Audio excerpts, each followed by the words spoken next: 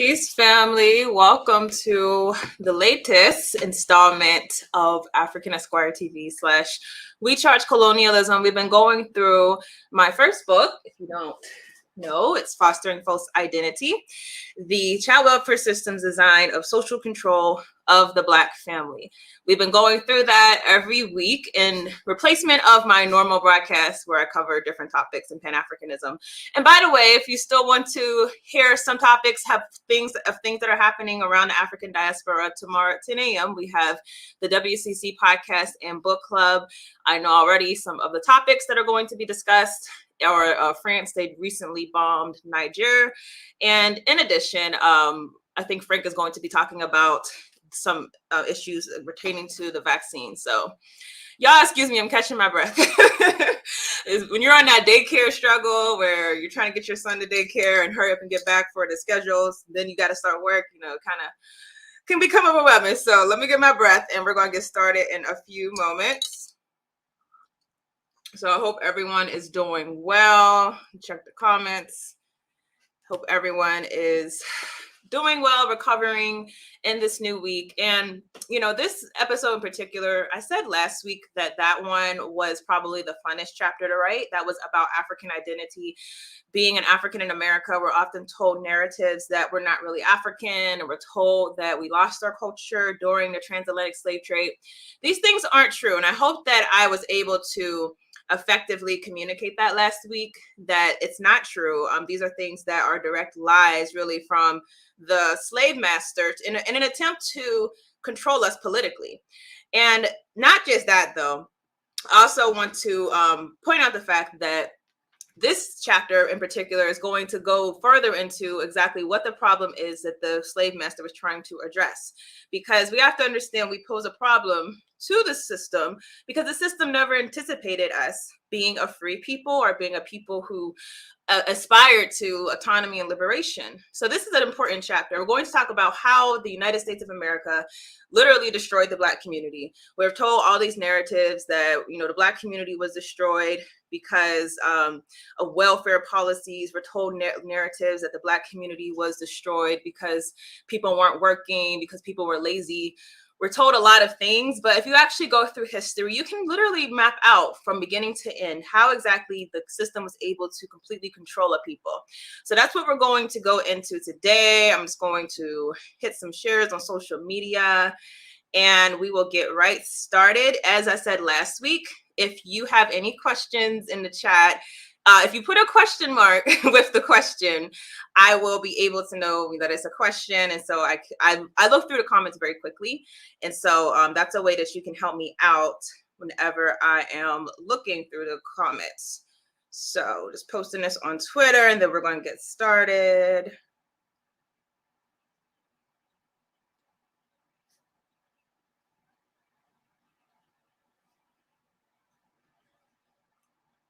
Okay, we are ready. All right, so this is a very information-packed chapter. I'm going to warn you all, and I'm going to go through a lot of information very quickly. The intent, though, is that you kind of walk away understanding how is it that our people arrived at the condition that we are in as we are right now. And it's not, an all-encompassing. There's more information. There's more things that happen to our people. Obviously, 400 years of slavery, that's a long history. And then after that, you have Jim Crow, and then you have the war on drugs. And we're going to go through some of those things. But absolutely, this is not meant to cover everything.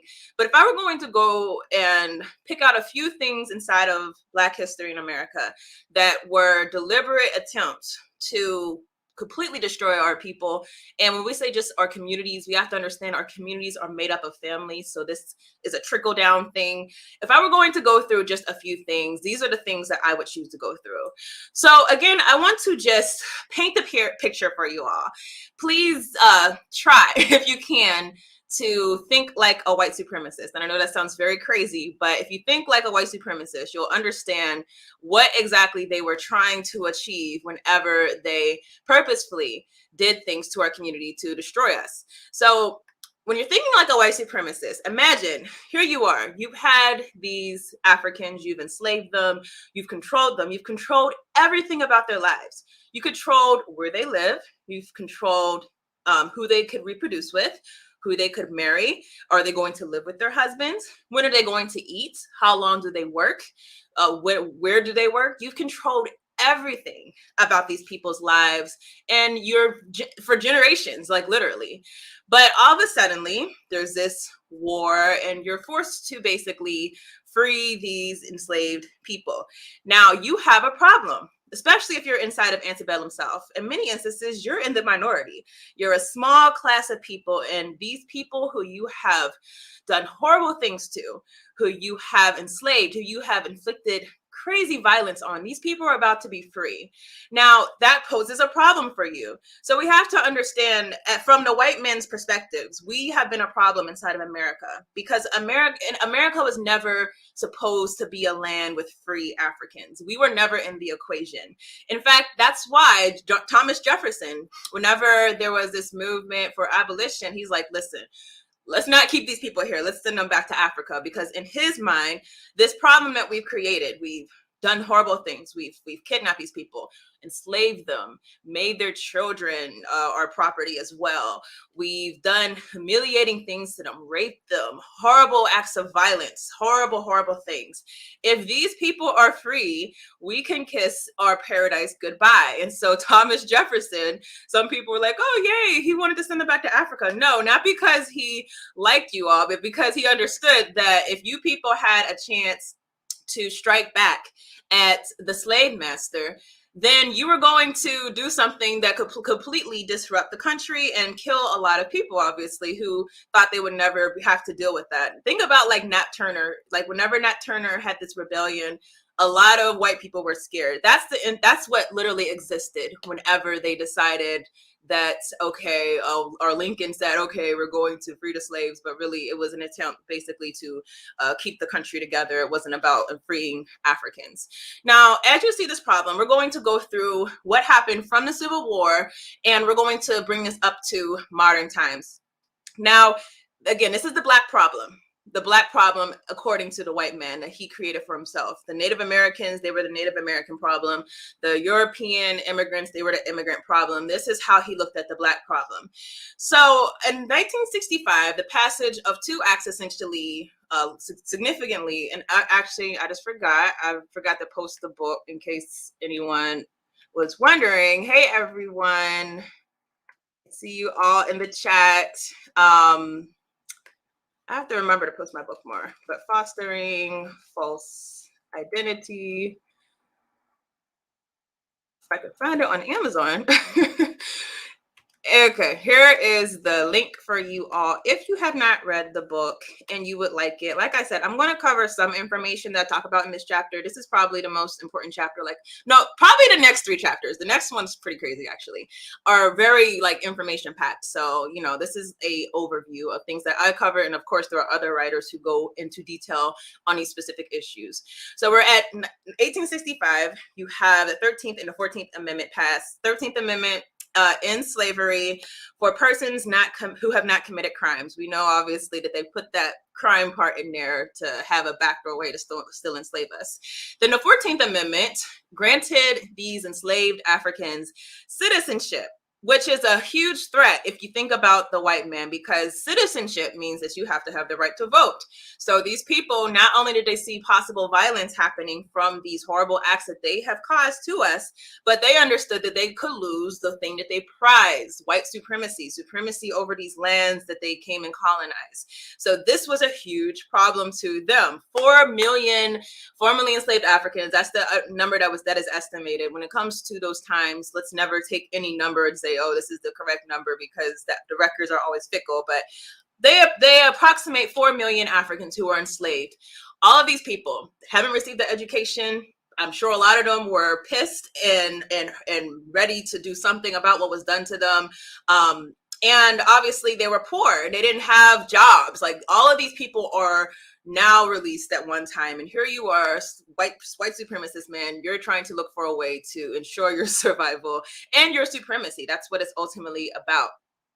So we should understand that what happened after the civil rights movement, we're going to try to break this down, not civil rights movement, oh my gosh, the Civil War.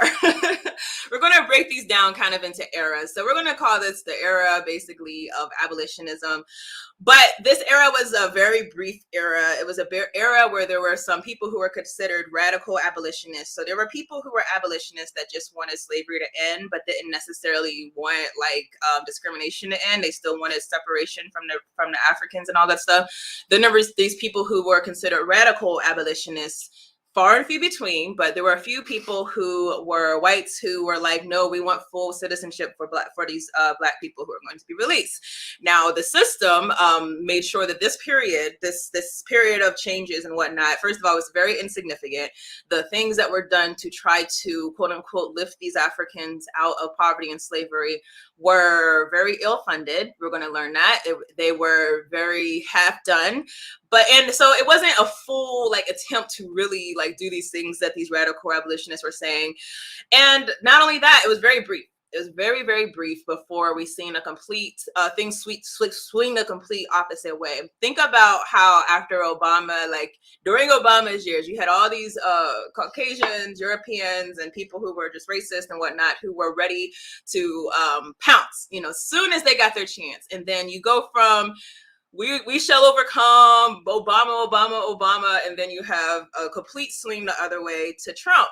And I do not like Ben Jones. I think that he was right when he said it was I think he said it wasn't a backlash, it was whitelash, or he said something of that nature.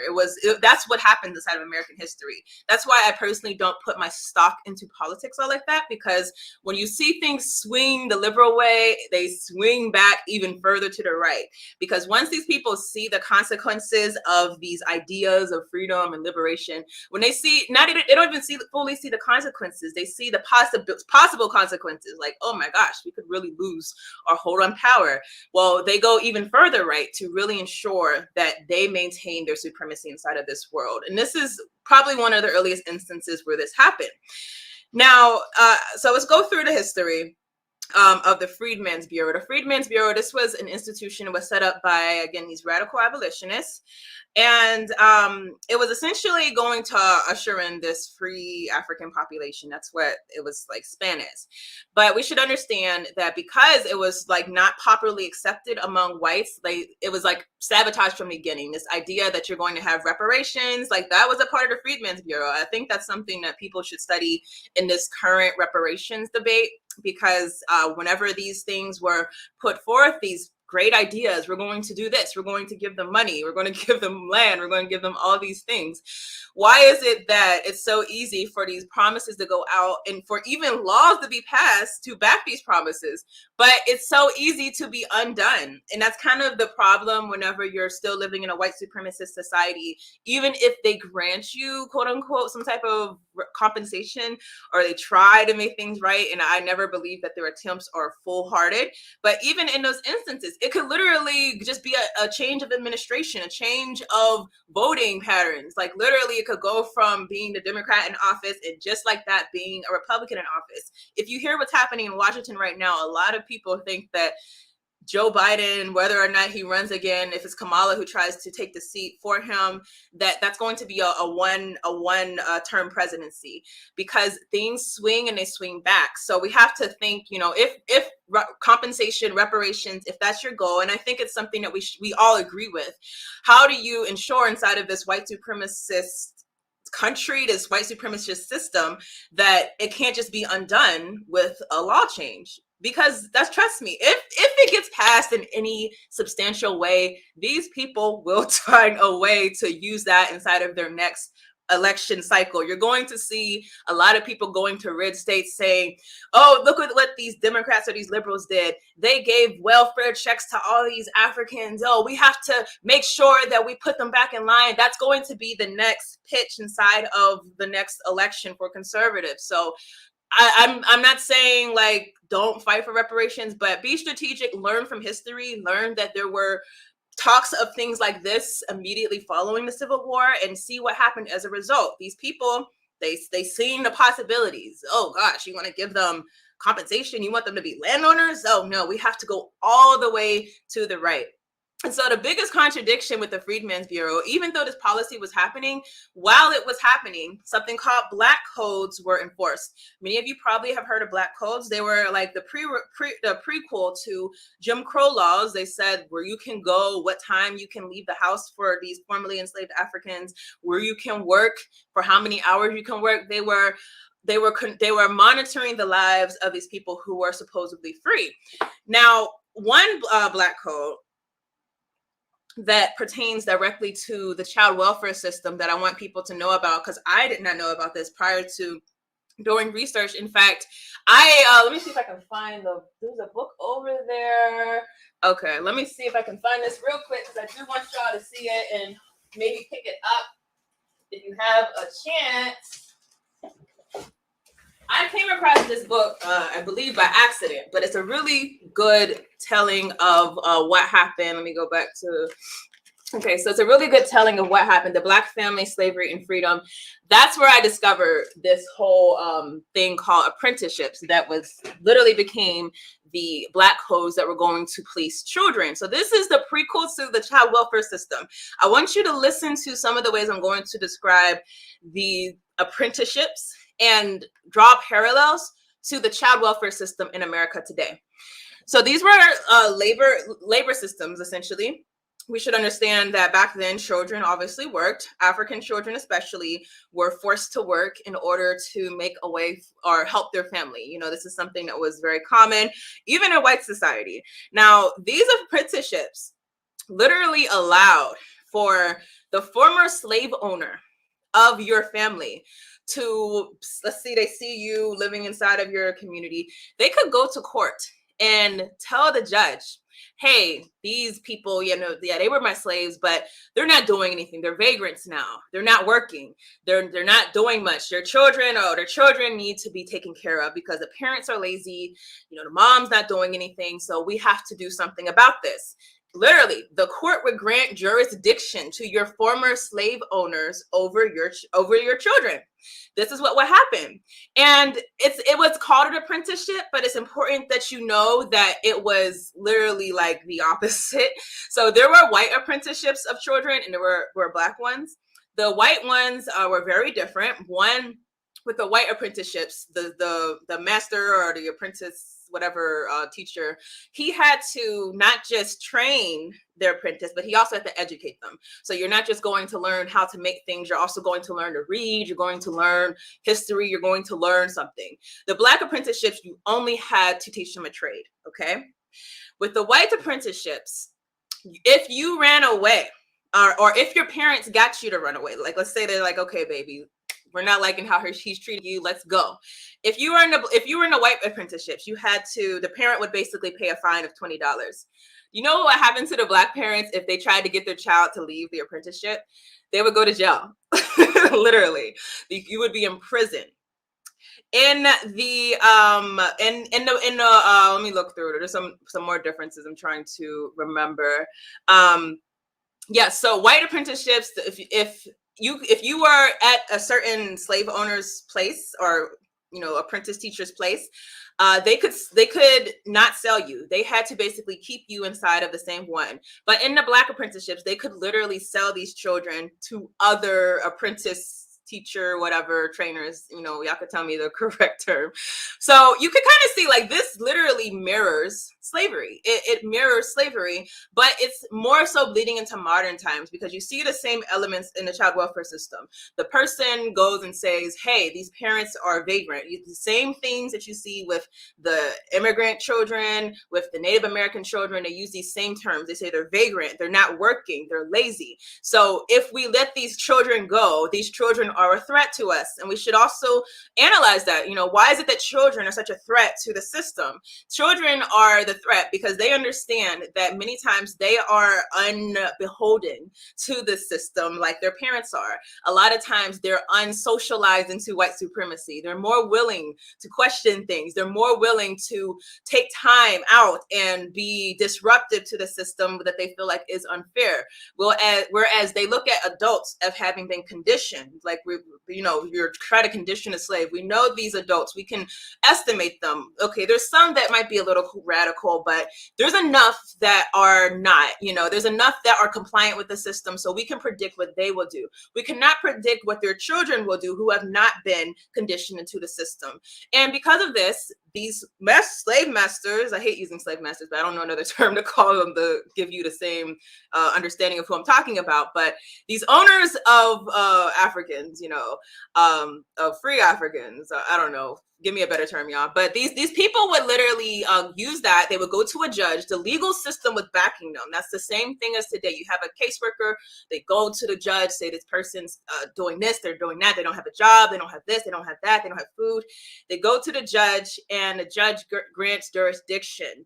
And here you are today in the child welfare system. People are not drawing these parallels as far as why this system is so evil and why this system is a mechanism of social control. Because as I said last week, social control, it was utilized during slavery. So slavery was a system of social control. It was not just a system of labor. It was also a system of control to ensure white dominance. And ever since they have been forced to free us, or grant freedom, ever since then, we have been in a fight against them who are trying to reassert control over us. So we have to understand that. All right, so let's move on past this. So I think you get the idea as far as why these apprenticeship systems were an offshoot of slavery. The Black codes, of course, were an offshoot of slavery. Now, we should also understand that as far as Africans who were living in the South, in 1872, the Freedmen's Bureau was dismantled. As I said, it was ill-funded. And we had what I warned you all about in the beginning, administration shifts. So you had one administration that was okay with it. The next administration said, let's get rid of it. Now, after this, the Jim Crow laws began. And Jim Crow laws, of course, were like stepping up what was done under the Black codes. Obviously, you had complete separation. These are white parks, these are Black parks, these are Black theaters, white theaters. They said separate but equal. Even under that, the separate was always unequal whenever it came to public amenities. And not just that, but Africans were facing horrible violence in the South. If you ever get a chance, just look through the lynchings that were happening in the South after slavery. Look in the lynchings that were happening after World War I and World War II of veterans. I mean, the way that these people react whenever it comes to their power, it's very crazy. So you had a lot of lynchings, a lot of violence happening against Africans inside of the South. And so a lot of our people made a logical conclusion, at least a logical conclusion at that time. They said, okay, we look up north. It was during World War II. So a lot of the Caucasian or European people were over fighting the war or drafted into the war when it came to the men. There was a shortage of labor inside of the North. So they had to make a decision. Okay, do we stay here in the South where we're basically going to be working for our former slave masters, or else we starve off and die? Because anytime we try to do something independent, they try to find a way to thwart us and sabotage us. Some of us, go and create Black Wall Streets. What do? They burn it down. Do we stay in the South where we have this thing hanging over us, these people who are watching us, trying to kill us at any chance that they get, just to make us an example to the rest? Do we stay under those conditions, or do we move up north where they're offering these jobs in manufacturing? Because again, all these Europeans have left to the war. They're also up north. They're supposed to be not so racist. We find out that that's not true, but they don't have these Jim Crow laws. So at least, at that, we don't have to deal with Jim Crow. They made the logical conclusion. You had people say, nah, we're not going to stay in the South and be subjected to this. We're going to go up north. So the internal migration that happened was the largest in American history. You had 6 million Africans approximately leave the South and go to the North. So we should understand, when the Africans left the South, in the South, they were a problem. The problem was you were never supposed to be free. You are now free. We have to do everything we can to make your living hell, literally. That was the problem. That was the answer for the white slave master. But the people are now, or if we use the analysis that I use commonly, the internal colony, the colony was now moving up north. So the North now has a problem. The North says, dang, these people were not supposed to come here. They're supposed to stay down there. And now they want jobs. Now they want freedom. They want political control. Well, you see that the system follows them. It follows them. It doesn't leave them inside of the South. It just morphs. And as we know, inside of the kind of like how things are nowadays, back then inside of the North, it was very hidden racism. Actually, I wouldn't say very hidden. It was more subtle, but it was not hidden necessarily, but it was very present. And I would say systemically, it was equally there. So I'm going to take a break right now for any questions heading to the chat. I'm going to drink some tea while I read through. Okay, I don't see any questions. Hey, everyone, hope you're doing good. I'm going to try to wrap this up within 30 minutes because I know we all have things to do. So, but this is really important information that we're about to unpack about what happened to these people when they went up north. So, again, if you have any questions for me, I'm going to keep checking back like after every section, but you can put a question and I'll try to answer it because, like I said, I'm going through a lot very quickly today. So, okay, we have the problem. The Africans, they were supposed to stay in the South. Now they're in the North.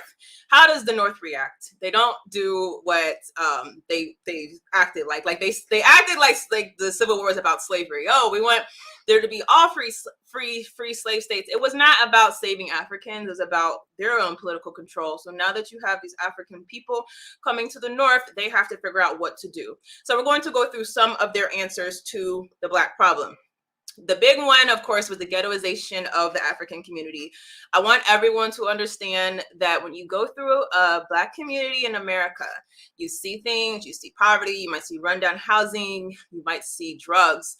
If there's anything I want you to get from this video, it's that was literally intentional and planned. It did not happen by happenstance. And I have to really press that because growing up, not having an understanding of the history, you almost think that we just like left slavery and we're just like, oh, we don't have education, we don't know how to do anything, so let's just create these ghettos. And like that's what you assume because you don't have any other reference, you don't have any other history. And it's a false assumption. I hope that we understand that, because literally every single thing that was done to keep us isolated inside of the ghettos, to flood us with these drugs, it was all intentional. So we have to understand that. We have to teach that to our children and understand that there's nothing inherently wrong with us. There's something inherently wrong with this system. So we're going to first start with redlining. I'm sure many of you know about redlining. I will not go into detail about it, but I will just hit the main points. Basically, during the 1930s, the FHA, Federal Housing Authority, they began this practice called redlining. Now, keep in mind, this is, again, you have a lot of these Africans who are up north, and some of them are basically starting to clash with the whites as they return back from Europe when they were coming back from World War II. So you have them redlining these neighborhoods. Essentially what they would do, they created these laws where they would color code our communities. So they would say, oh, this community where all these Africans, Blacks are living, let's make this like red. And then you had, I'm gonna read the color codes actually. So it was a map. The green color would be for the best houses, blue would be for still desirable, yellow would be for definitely declining, and then red was hazardous. And of course, red was where our people were living. Now, this is very significant because the FHA were giving out loans to people who wanted to go and build their communities, go and buy houses, do things like that, pump money into their communities. They would literally give all this money to these whites. And that's another thing I want to emphasize, because there's this false narrative that Africans, like we're the problem. The reason why our communities are the way they are is because we didn't do like the immigrants, we didn't do like the white people and build. These people had assistance. They had government assistance. This is something that we should understand. So they were getting money to rebuild their communities, to invest in their communities. But anytime one of us would go and say to these banks and say, hey, like we want to get something so we can fix up our communities, so that we can renovate our house looks like horrible, buy a house, anything, they would get denied. And so obviously over time, what you see happening is that these communities became more and more decrepit. Redlining is very directly linked into that. There's a book, I'm sure most of you may have read it. It's called Color of Law. It goes into deep detail on this subject, but I just wanted to hit the basics. Understand anytime that you go to a ghetto community in America, almost always that community was redlined. So it was literally meant to be what it is today.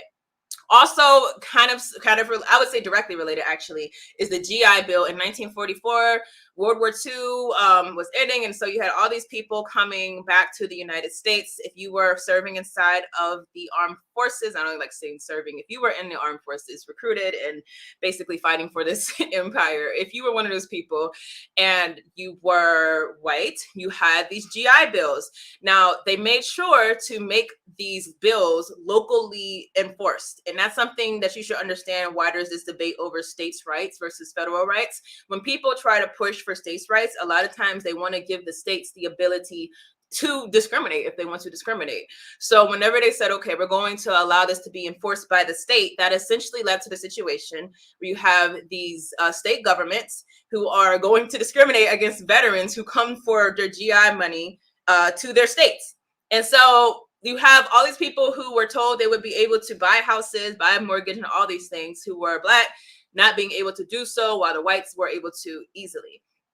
Another thing related to the redlining, a lot of people should just think about more, is federal highways. We should understand federal highways were planned literally to destroy many times our communities. There are some instances where you hear of people discussing federal highways literally going directly through their neighborhood, a community, vibrantly functioning community, wiped out by a federal highway. This happens, okay? So this was another federal policy, and there was a way to do what they call urban renewal. We hear these words right now all the time. Now, this created a huge problem for Black communities. One, also, you have to keep in mind that this happened at a time where whites were fleeing, white flight, the urban cities. And so they were using the highways to get out. But the Africans were basically confounded inside of these cities.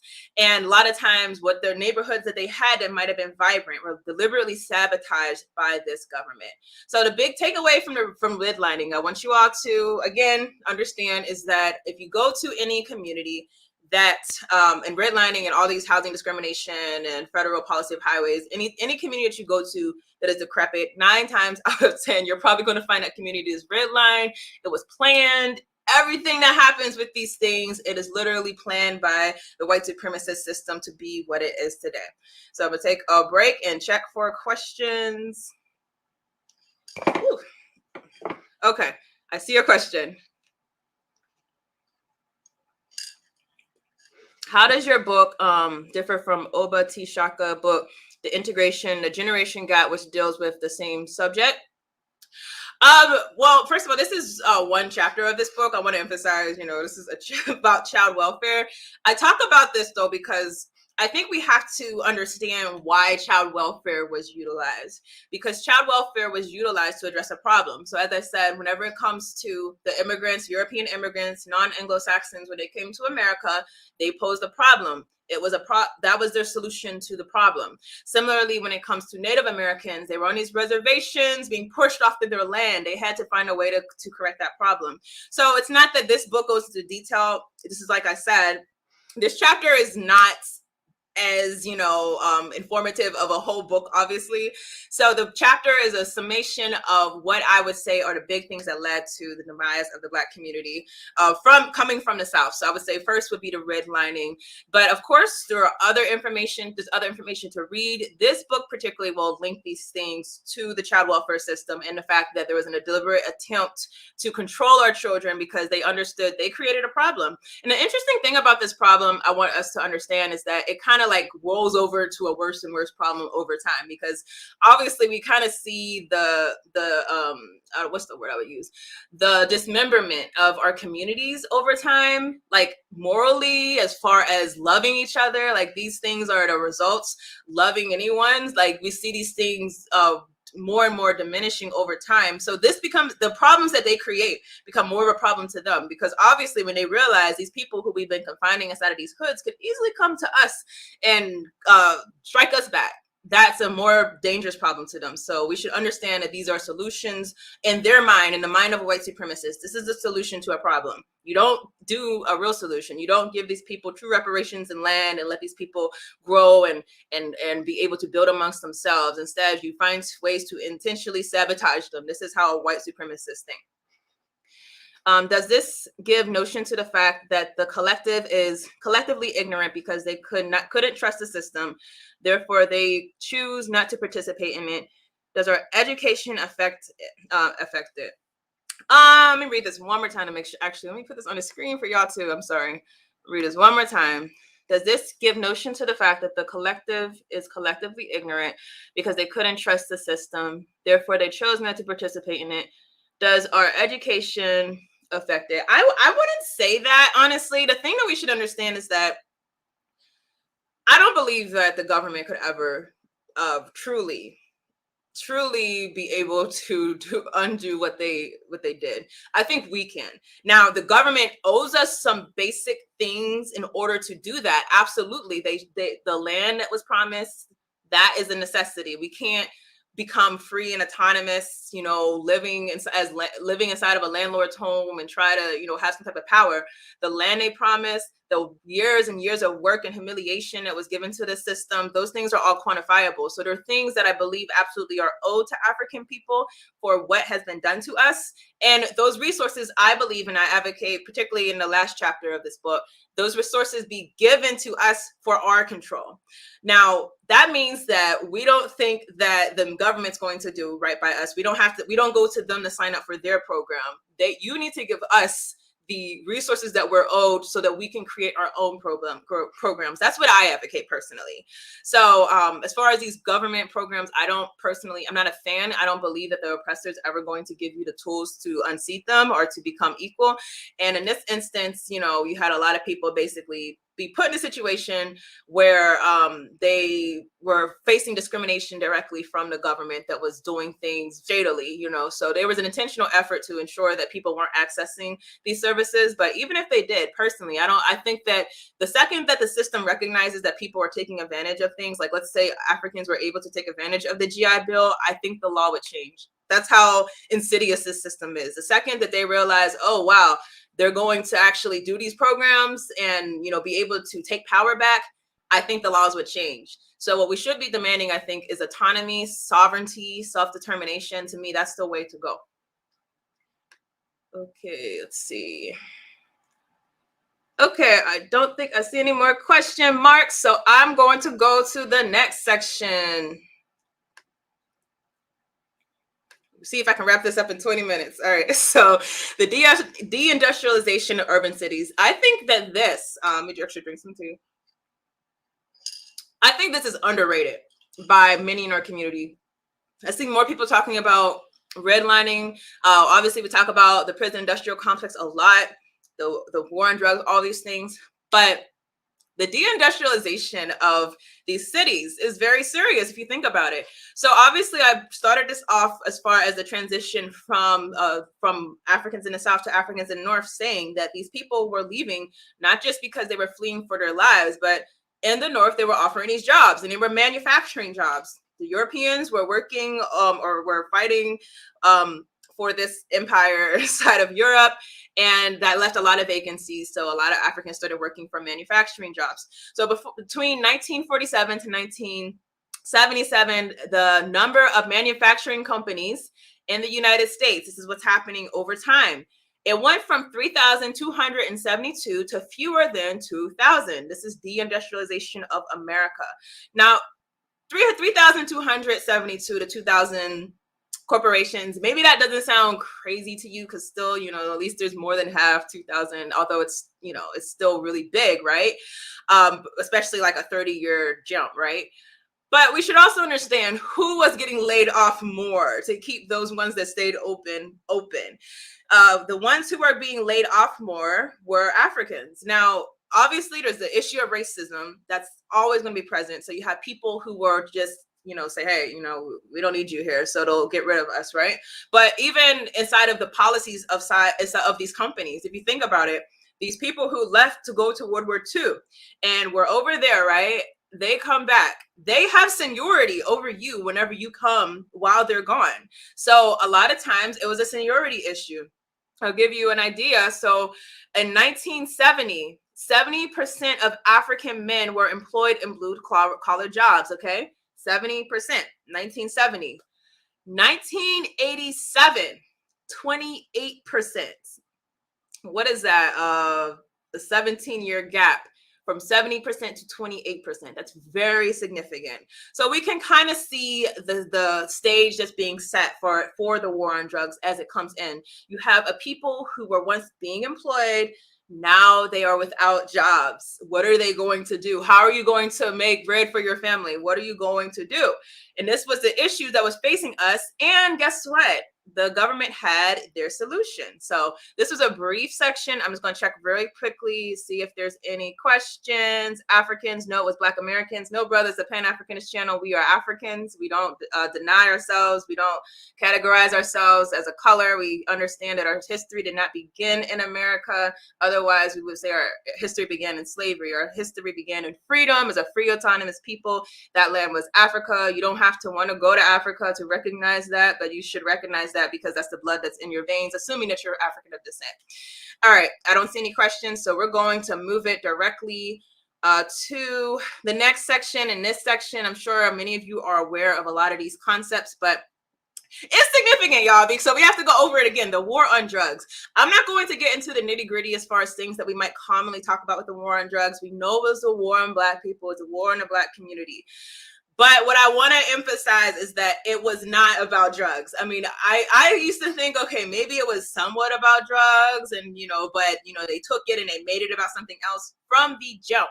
It was not about drugs. So the war on drugs was declared by Richard Nixon in 1971. He said in 1971 that drugs were America's enemy number one. 1971, y'all. Now, in 1968, Nixon declares, right, that doubling the conviction rate in this country would go far more to cure crime in America than quadrupling the funds for the war on poverty. Now, this is 1968. I hope we understand the way that things changed. At that time, yes, there was crime. Obviously, there was poverty. Obviously, there was things happening. But at the rate that we have seen, no, it was not happening. But back then, there was something so alarming that Richard Nixon saw that made him think, okay, we have to find a way to get these people in jail. Now, a part of that, I'm sure, had to do with redlining. And part of that, I'm very sure, had to do with the De-Industrialization of America. Because what the De-Industrialization of America also directly fed into was the increase in radicalism. When you have a people who are hungry, they can politically organize like no one's business. And in my opinion, a lot of us ask questions, what happened to us between now or the 60s and now? In my opinion, enough of us aren't hungry. Too many of us are getting fed and are enjoying our salaries, enjoying our vacation pay, enjoying our benefits. Too many of us are enjoying that nice, beautiful home that you buy. And listen, I'm not demonizing you for living your life, but if we understand what makes people politically organized, it's usually when those people are hungry. So at this time, people were hungry. So Nixon sees that. I'm sure that played a factor, but what I believe really got the war on drugs going was what was happening at the time. 1968, we know that was the civil rights movement, and we also know that was when the Black Power movement was taking a dominant position inside of American discourse. So we should understand that, like I said, also, by the way, people were hungry. So we have the issue of what they call race riots, rebellions, if would probably be more appropriate to say. From 1964 to 1971, 700 race-related riots occurred throughout the United States. Chances are you live in a city, if you live in an urban city with people who are African, you probably live in a city where race riots were happened. My hometown's Pittsburgh. There was one there. I opened up the book talking a little bit about that to give a picture of what was happening at that time. So this radicalism, of course, is paralleled, or it's not radicalism, this anger, this people who have had enough, these urban explosions, is paralleled by political organization of these people. You don't just have people going out and doing things. These people are learning concepts. They're learning about Black power, Black beauty. They're learning about political organization. They're not all of them are talking about nonviolence. That's another thing that they're thinking about, even though under nonviolence, they were also trying to find a way to get these people to shut up. So you have this happening at a level while political organization is mirroring what's happening. COINTELPRO recognizes this. COINTELPRO has been in existence obviously for a while, but at this time it recognizes that they are literally facing the biggest threat to their dominance. So I'm just going to read a small snippet. Hoover sent out a memo to all the FBI offices in 1967. It tells them to expose, disrupt, discredit, misdirect, or otherwise neutralize Black nationalist hate type organizations. He specifically names the Student Nonviolent Coordinating Committee, the Southern Christian Leadership Conference, Revolutionary Action Movement, Deacons for Defense and Justice, Congress of Racial Equality, and the Nation of Islam. Then in 1969, as the Black Panther Party is becoming more and more prominent, he puts out a message that the Black Panther Party is the greatest threat to the internal security of this country. So I want us to understand that we have 1969, 1967. The war on drugs comes out in 1971. The war on drugs was not a reaction to drugs. It was a reaction to Black militancy. That's what it was a reaction to. It was trying to get these people to settle down. They say crime, but they're not talking about these petty crimes that you might see just one person doing one thing to one individual in their community. They're talking about the threat when it comes to property and comes to commerce, things like that, when it comes to their society. That's what the war on drugs was a reaction to. I also want to emphasize when Reagan relaunched the war on drugs in 1982. Sometimes y'all might notice I be reading numbers wrong. I'm not dyslexic, thank God, but I don't know. Sometimes I just be reading really quick. But 1982, that was years before the crack epidemic even happened. So crack becomes the big issue years before it even came into the urban cities. I obviously want you all to look into, if you have not already, again, I assume many people have probably already done this research. If you have not, look into Gary Webb's Dark Alliance to understand the Iran-Contra scandal, the linkage there. And one thing that comes out of this that's going to directly feed into the narratives that are going to be spun by the child welfare system are these horrible stereotypes of Africans being subhuman. Black mothers, they become crack whores, they become welfare queens.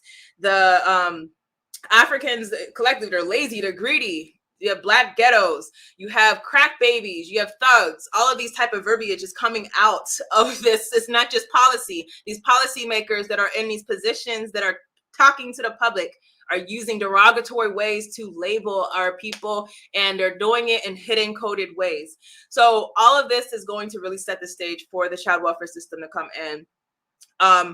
I want you to understand just very briefly, if you don't, as far as what happened during the war on drugs from 1975 to 1995, all 50 states in America enacted state laws which limited judges' discretion in sentencing for drug crimes and violent crimes, mandating 5-year minimums, 10-year minimums, 20-year minimums, or even life minimums. From 1972 to 2007, United States incarceration rates more than quadrupled.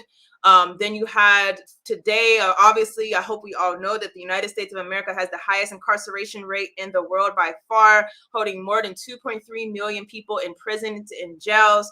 And obviously, I hope you also know the disproportionality of those people being African. 1 in 12 African men aged 18 through 64 are incarcerated, as well as 1 in 36 Hispanic males that are in that age group, compared to only 1 in 87 white men. So that was a summary. Obviously, the war on drugs goes way, it's way more than just those things. But I just want you all to understand specifically the points that the war on drugs, that was social control. That was a response to a condition that they seen brewing. They see the conditions brewing from these housing residential segregations, from economic castration, when you have these manufacturing jobs closing and they're not giving any type of help to the people. That was a reaction. That was social control. I want us to start using those types of words, social control, to understand more closely what the agenda is. Again, today we're putting ourselves in a mindset of the white supremacists. So, all right, going through some questions. It says, let's see. Let me make this bigger. Do you believe these relationships will breed a buffer class that will benefit the white power structure? And what can we do? And what can we do it? Because this government has done a great job of keeping us at the bottom. I think what you might be referring to might be like a bourgeoisie class of Africans. Let me read that again. I'm sorry if I don't understand. Will breed a buffer class that will benefit. Yes, I think that's what you're referring to. And I absolutely think that has already happened. As I said, part of the reason political organization is not what it used to be is a lot of us are comfortable. Now, being comfortable doesn't mean that you're rich. Like, obviously, there's been rich people before in the Black community, but being comfortable could just mean that you have a good, stable job. It doesn't mean that you'll ever be able to unseat white supremacy with that job or compete with white supremacy, but you're able to feed your family. Your kids are going to a decent enough school. You're making enough money to where you have something in your pocket. You have vacation benefits. You can do the basic things that you want to do. And even if you can't do it right now, you could save 3 years and be where you want to be as far as going somewhere across the world for 10 days. Like, you have comfort. Comfort is what was analyzed. If we know, for example, the Kerner Commission, they literally, if you look at the Kerner Commission, some people look at it as, oh, white society was trying to do right by us. No, they were studying how do we keep these people from rebelling. That's what they were doing. You hear them say, oh, give them more jobs, give them more education. Those are things to silence us, to get us to back away from these radical politics. So absolutely, I think that's what was happening. Let me scroll up, see if there's any more questions, because we're about to wrap this up.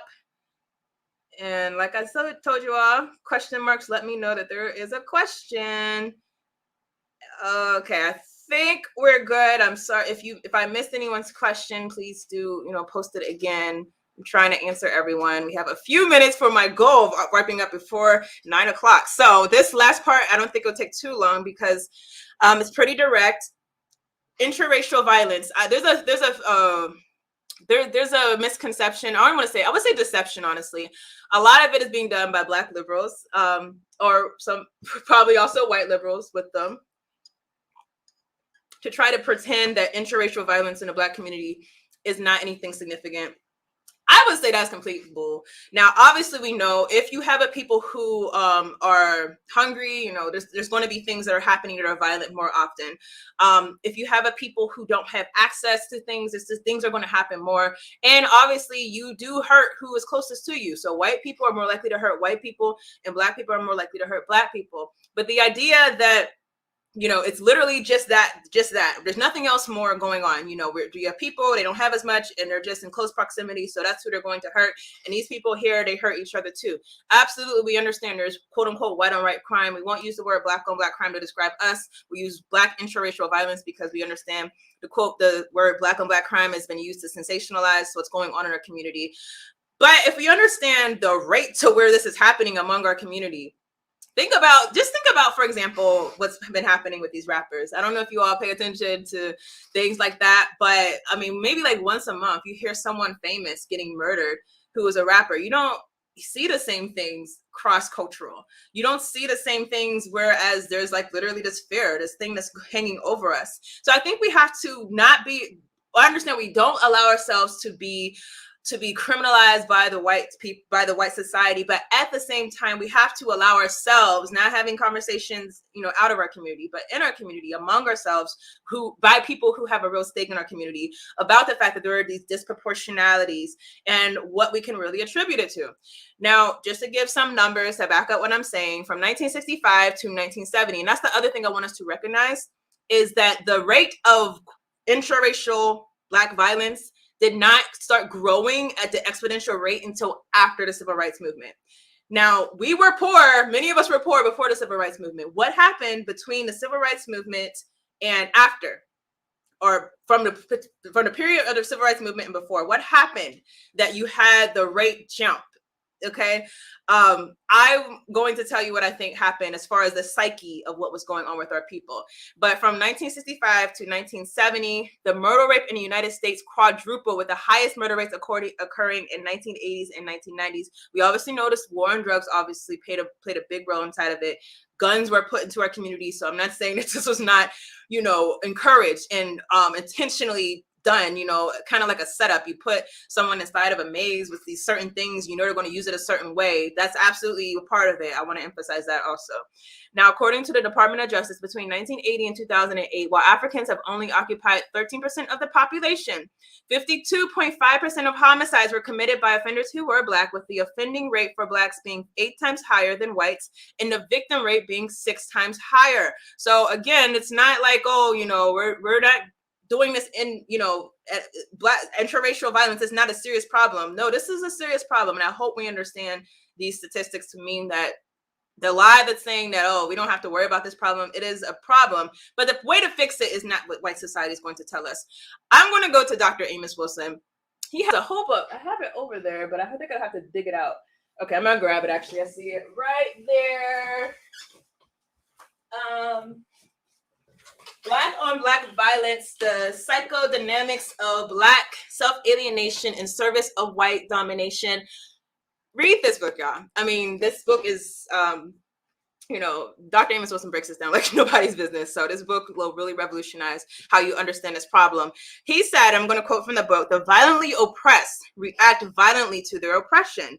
When their reactionary violence, their retaliatory defense violence cannot be effectively directed at their oppressors or effectively applied to their self-liberation, it will then be directed at and applied destructively to themselves." He says, Black men kill each other because they have not yet chosen to challenge and neutralize on every front the widespread power of white men to rule over their lives.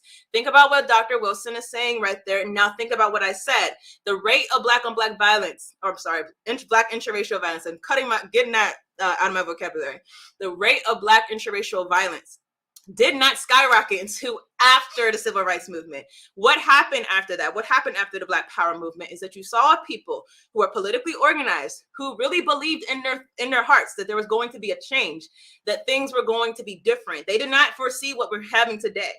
And yet these people in their lifetime see that despite the protests, despite the organizing, despite the rallies, all of that, literally things didn't just go back to where it was. It's more perfected by them because they found ways to keep us quiet and dormant. Those people, seeing that this idea of progress does not work, this idea of integration is just a fib, they become the self-alienated individual that Dr. Wilson describes. This is the self-alienated individual. He says he wants to turn the tables. He wants to become the hunter and not the hunted. He might not know who he is, but he knows he is not supposed to be where he is. He knows someone dealt him a bad hand before he knew the rules of the game. So whenever you are a self-alienated person, you're a person who's living in a society. It's not your own. You're living in a world. This is not your world. This is someone else's world. They set the rules, and they set the rules against you. You were told that you can be something. You're told you can be Obama. You're told you can be Oprah. You're told you can be Tyler Perry. But whenever you try to go out and do those things, you find that you're hitting or you're running into a brick wall repeatedly, time and time again. You've experienced that as a person who's living in a contradiction of living in China just passed us up, but the richest country in the world, yet this country is literally ensuring that you cannot do what they tell you they can do. That creates a psychosis, y'all. This creates mental conditions. This creates anger. This creates self-alienation. And I believe Dr. Wilson's analysis that this is not just poverty. Again, there's poverty before the civil rights movement. This is not just us being in close proximity to each other. We were in close proximity prior to the civil rights movement. This is us having the realization that we are living in a system that lies to us and we're supposed to aspire to something, but the system's not going to allow us to do it. We have no political power. Political organization is, way less than what it was as a people, we strike against each other because we can't strike at the white man who is abstract, who's in the background, who has his power, who has his corporations built, his society built. You can't even know, you don't even know who's the big ones, you know, like they're very abstract. This is what the reality is. That's I do believe Dr. Wilson's analysis. And the other thing I want to just point out, I did a whole paper on this. You might have heard me reference this on this channel a few times. And the reason why I feel very compelled that this is true, I actually started looking at the riots that happened, rebellions, riots that happened from the Black Lives movement. Actually, I believe I looked at the Rodney King riots. I looked at the Ferguson riots, the Baltimore riots. Every single time there were these riots, and if you know, like whenever these are happening, there's political optimism. I was in Baltimore whenever the Freddie Gray protests were happening. There's optimism. You hear people talking about gang treaties. You know, we're not going to kill each other. We're talking about we're going to get real power this time. We're actually going to win this time, y'all. We're going to do it this time. We're going to change this city. We're going to make it better for us. Over time, things don't change. Every single one of those instances that I pulled, the rate of interracial violence jumped. I remember in Baltimore, the rate of interracial violence jumped following the riots. I don't think this is a coincidence. Another example I will give you all, South Africa, Tanzania. We know that this is the most, technically, I believe the most, if not one of the most prosperous countries in in Africa, right? South Africa, although it has that, obviously has the same problems that we have as far as having a white rulership class. Following apartheid, interracial violence, apartheid, this is a society that's supposed to be rich and developed and all these things. After this apartheid time, I also talked about in this paper, the rate of interracial violence jumps inside of South Africa to the point where interracial violence in South Africa is highest than any other part of Africa. Any other part, like literally, we're talking about all the parts that are poor. Interracial violence in South Africa is higher. We're talking about interracial violence, obviously not connected to war. We're talking about literally like you see your brother, your sister, and whatnot, like not like war violence. It's the highest in South Africa than any other part of Africa. Now, I think that has a lot to do with South Africa being such a prosperous country. You see people, if they go on vacation to Africa, they want to go to South Africa because they want to stay in these nice hotels and all these things like that. We hear people who are successful, you know, or the image of success that's painted inside of the media inside of South Africa. It's supposed to be this beautiful place in Africa that's developed and all these things, these contradictions. You're told you can be what you want to be, yet you are literally locked into these townships. You're locked into poverty. You're locked into these ghettos. The self-alienated person, they see their oppressor, but they can't see their oppressor. And so who do they unleash violence on? You do that to people who are closest in proximity to you. And also drawing this back to the child welfare system, I'll just say that we should understand that this occurs in our families. It's not just, you know, something on the streets between brothers and sisters. Like this is something that occurs in our families. Obviously, if you're traumatized, like you're more likely to inflict that trauma on other people. As a parent, you know, you might just have a moment where you just snap. These are things that happen and that replicate. So we should understand. You might see you might see a African parent hurting your child, or you might see a African person hurting your spouse, something like that. This is not intrinsically African. A lot of us are reacting to our oppressor. We don't have a way to neutralize our oppressor, but we have people who are near us. These are the things that replicate with white supremacy, and that's why we all need to heal. We all need community healing, and I hope that I drew that picture as clearly as I could for you all. So let me just say before I jump to see if there's any questions. Next week, we're going to be talking about the politics of Black assimilation. So this chapter, very information packed. That chapter, very information packed. There's going to be some revelations next week that when I found it out while I was doing this research, I was kind of like, wow. And Black assimilation, this is essentially when we wanted to be white, you know, when we thought it was best to be white. And we literally took that as being the mantra of our movement. And this chapter and then the one after it, where we kind of really break down step by step how did our families become inculcated into this child welfare system, is also a very important one. And of course, the last chapter we'll talk about the solutions, because we've talked about the problem for a while, right? So we want to talk about solutions. Woo. All right, y'all. So I'm checking for questions. Let's see. The belief that integration by African people was a fallacy. Oh, let me put it on the screen. Sorry, everyone. Baruti said, Tierney, are you suggesting that the belief in integration by African people was a fallacy such that its failure to lead to despair, crime, and anti-high culture in African communities? Absolutely. I think that's absolutely what happened. Now, was the white man so strategic that he understood that this was going to happen? I don't know. I would not be surprised because, as we have said, he's literally laying the foundation for us to destroy ourselves. And so interracial violence is absolutely, I believe, linked to powerlessness. If you're powerless people, what do you have to aspire to inside of this society? So that's absolutely what I'm saying. It said, when we once said to be white, are there still white worship? Yes, there's still white worship. You are right. I meant more so it was out in the open. Like, we're going to talk about next week. There's literally a movement. Like, y'all, we're not well, one, we're not African. We see that today. Obviously, people are saying that, but taking it further, black is just a color. We're just like white people. We just have a different color. So let's just join them. That's literally the movement. In the civil rights movement and also in the child welfare community that we're going to talk about. We're going to talk about it because it basically plays a role inside of what we see a lot of African children being placed into white households. I'll read the chapter before the live stream. Yes, that would be great, even better, because that way you can ask questions if there's anything that you want me to go into more. And the live streams are very quick, so I try my best to cover as much as I can. We have, is reconstructing of African/Black families the answer for our healing? Yes, but understanding that families, it's not just mom, dad, child. It's mom, dad, child, extended family, non-blood family, meaning those in our community. We should also understand African culture, this whole nuclear family thing, that's something that we've learned from them. African culture goes beyond the nuclear family. So I don't think it's just a family. We have to understand a family means your neighbors, your people. The more that we understand that, the more we'll be able to heal and be able to build and actually try to do something that's going to be revolutionary. We can't do it, but household by household.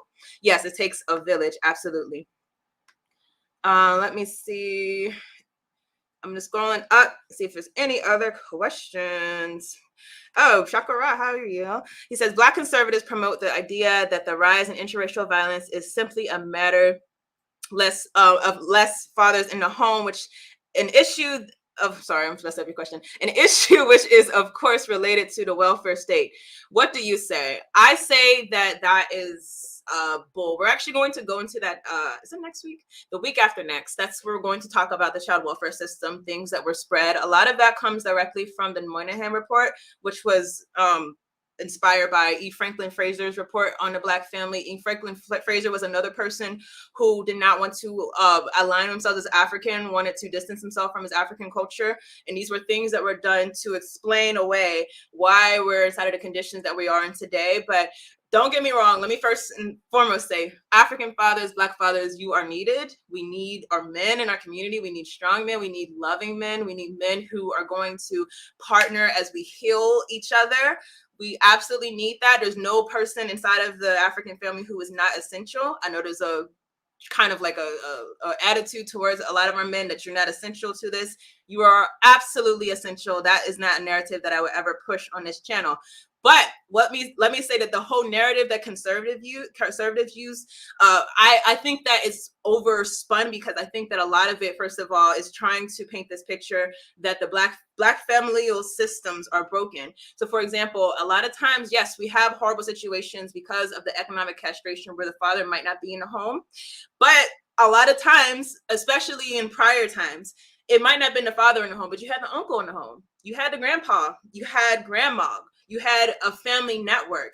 So while I would absolutely say that the best ideal is that the father is in the home, that is not necessarily mean that all of the problems in the Black community are created because of that. I absolutely think that having male figures around for the children is absolutely important, but we can't allow these people to weaponize that and do what they're trying to do. They're trying to paint this picture of us being inherently defunct. So I'm going to go more into that, like I said, the week after next. Scrolling up, looking for questions before I wrap up. And okay. Okay, I see one, and I think that will be it. Speaking of de-industrialization, have you read about the story of the Love Canal pollution disaster in the Niagara Falls and what it's done to Black folk in that town? I have not. Feel free to email or send that to me on social media. Email Afrikan Esquire, Afrikan with a K-E-S-Q @gmail.com so I could read it more. But no, I've not heard of that story.